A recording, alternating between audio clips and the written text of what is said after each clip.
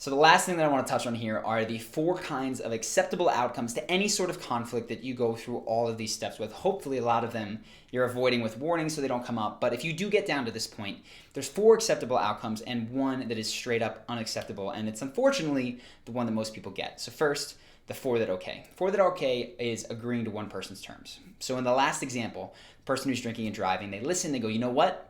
You're right. This is a bad behavior. I shouldn't do this. I'm not going to anymore. I'm going to get help. And that's fine. They've agreed to your terms.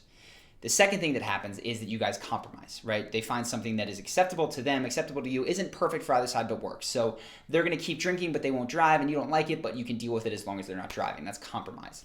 The third thing that can happen is that you can agree to disagree. This is unlikely to happen in the case of drinking and driving, but it's very common with religion, politics, things like that, which is basically you're going to have your worldview over here, right? You think that abortion is okay, and this person's going to have their worldview over here. They think that abortion is not and should be illegal, and that's fine. You don't need to talk about it any further. You're not going to convince one another, and it doesn't damage the relationship to feel that way. That's fine. Agree to disagree.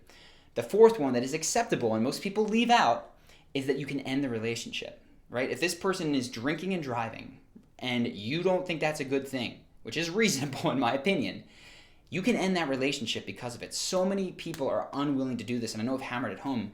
That's the fourth acceptable thing that can happen. The fifth one that I see happen way too often is that you blow up, you yell at each other. It's very common in couples.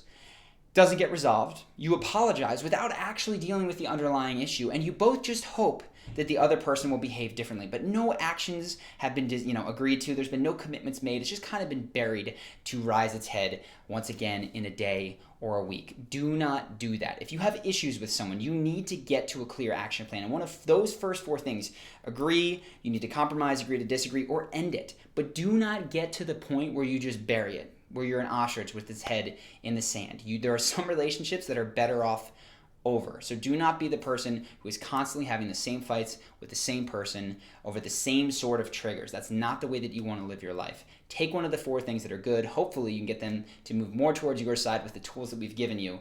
But if not, it might be time to end the relationship.